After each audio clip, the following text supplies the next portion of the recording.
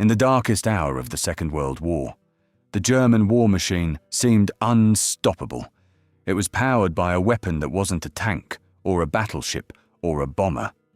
It was a code, the Enigma code. A supposedly unbreakable cipher that coordinated every attack, every U-boat wolfpack, every Luftwaffe strike with terrifying precision. To the German High Command, it was a fortress of secrecy.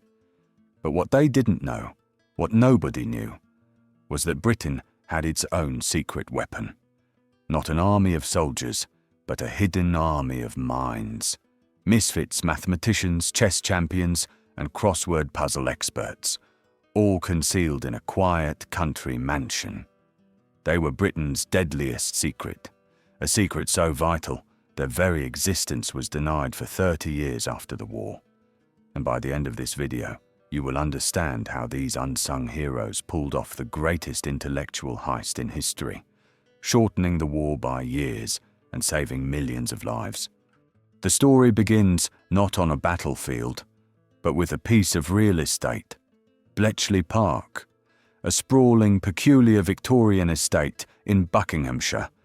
In 1938, with war looming, Britain's Secret Intelligence Service needed a safe place to work, away from the bombs that would inevitably fall on London.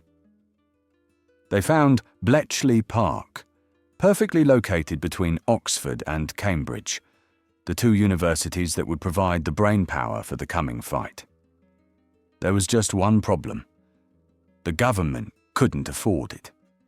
So the head of MI6, Admiral Sir Hugh Sinclair, bought the 58-acre estate himself. He paid for it with his own money. This was Britain's first desperate gamble in a secret war that had already begun.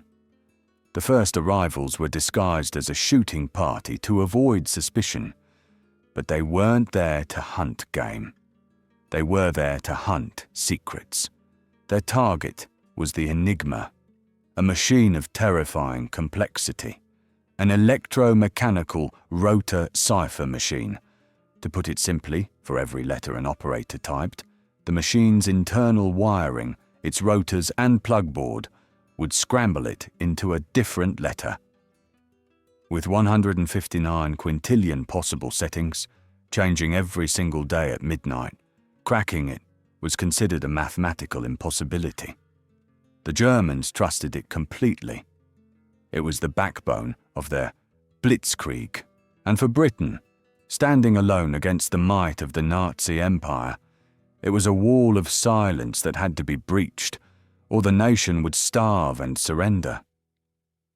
The convoys bringing vital food, fuel, and weapons across the Atlantic were being slaughtered by U-boat wolf packs, all directed by Enigma messages. Breaking the code was not a strategic advantage. It was a matter of survival. The task fell to the government code and cipher school, Station X, a name that dripped with secrecy. From a few dozen academics, it would explode into a vast intelligence factory of almost 9,000 people. And here is one of the most incredible facts of this entire story. Nearly 75% of the people who worked at Bletchley Park were women. Young women, many from the Women's Royal Naval Service, the Wrens, who performed some of the most critical, repetitive, and mentally demanding work of the entire operation. They were the engine room of the code-breaking factory, their contribution absolutely vital, yet almost completely erased from history until decades later. At the heart of this intellectual fortress was a man who didn't fit in anywhere else. Alan Turing, a mathematical genius, a marathon runner, a man so eccentric he was known to chain his tea mug to a radiator to stop people from stealing it. He was awkward, shy, and quite simply one of the greatest minds of the 20th century. Turing understood a fundamental truth.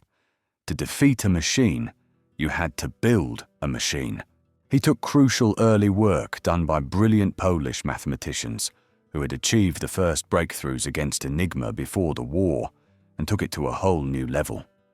He envisioned an electromechanical device that could search through the endless Enigma settings far faster than any human brain. He called it the Bombe. The Bombe was not a computer that spat out a final answer. It was a colossal, intricate machine of logic. Standing 7 feet tall and 7 feet wide, with a mass of color-coded wires and 108 spinning drums that clicked and whirred day and night. It didn't break the code directly. It searched for contradictions in the encrypted messages, using clever deductions and suspected snippets of German text known as cribs. When the machine found a possible setting and suddenly stopped, a red light would glow. A cheer would go up in the noisy, hot and oil-scented machine rooms. A possible key had been found. Then it was up to the codebreakers and the women of the Wrens to test it, to see if the gibberish turned into German. When it did, the floodgates opened. The intelligence, codenamed Ultra, began to flow. It was a torrent of the enemy's most precious secrets: U-boat patrol routes, Luftwaffe bombing targets, Rommel's battle plans for North Africa, troop movements, supply shortages, even Hitler's own direct orders. The codebreakers of Bletchley Park were now reading the German High Command's mail. The impact was immediate, and it was devastating. In the Battle of the Atlantic, Ultra-intelligence allowed the Admiralty to reroute convoys away from the waiting U-boat wolf packs. Allied destroyers, armed with this secret knowledge, became hunters, turning the tables on the German submarines. The tide of the longest, most critical battle of the war began to turn, thanks to the quiet work being done in Buckinghamshire. In the Mediterranean, before the Battle of Cape Matapan, Admiral Cunningham of the Royal Navy was given the exact position and plans of the Italian fleet. He orchestrated a devastating surprise attack, sinking 3 cruisers and 2 destroyers without losing a single ship. It was an overwhelming victory, secured before a single shot was fired, by the codebreakers hundreds of miles away. The secret was so important, so war-winning, that it created its own terrible burden. Britain had to use the intelligence without ever letting the Germans suspect that Enigma had been broken. Sometimes, this meant allowing attacks to proceed that they knew were coming, sacrificing lives to protect the source. It was a brutal, heartbreaking calculation of war. The legacy of Bletchley Park is not just a story of victory. It is the story of the birth of the modern world. To crack an even more complex German cipher, the Lorenz cipher, used for messages sent directly by Hitler himself, a Bletchley Park engineer named Tommy Flowers designed and built Colossus. Colossus was the world's first programmable, digital, electronic computer. The direct ancestor of the device you are watching this on right now. The entire digital age, the world of information and data we all live in, was born in secrecy in Hut 11, out of the desperate necessity to win a war. After 1945, the work was not over. Bletchley Park's codebreakers continued to work on Japanese codes until the final victory in the Pacific. But then, a curtain of silence fell. Everyone who worked there had signed the Official Secrets Act. They were forbidden from ever speaking about what they had done. They returned to their ordinary lives, carrying the burden of the century's greatest secret.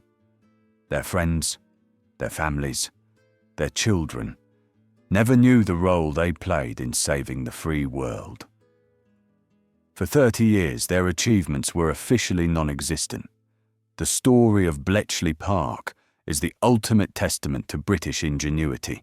It proves that the greatest victories are not always won with bullets and bombs, but with brains and sheer, stubborn grit.